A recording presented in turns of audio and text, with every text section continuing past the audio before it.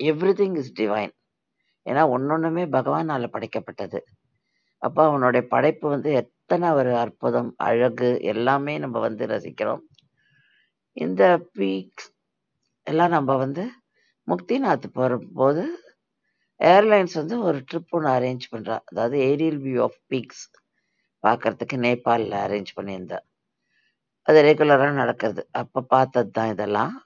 அப்படியே நம்மளை மெஸ்மரைஸ் பண்ற அளவுக்கு. ஏன்னா பகவானுடைய படைப்பு கண்டிப்பா அது வந்து நம்மளோட மெய் மறந்து போக செய்யறது.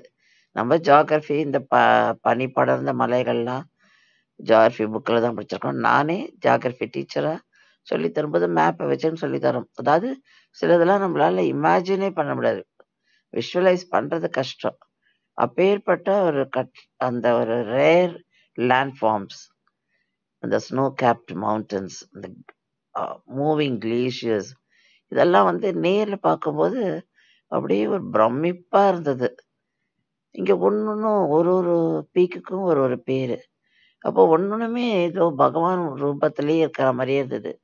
கௌரி சங்கர் பீக் பார்க்கும்போது சிவனும் பார்வதியும் உட்காந்துருக்க மாதிரி இருக்கு. ஸோ ஒன்னொன்னுமே நம்மளோட கண்ணுக்கு வந்து அப்படி ஒரு ஒரு டிவைனா இருந்தது.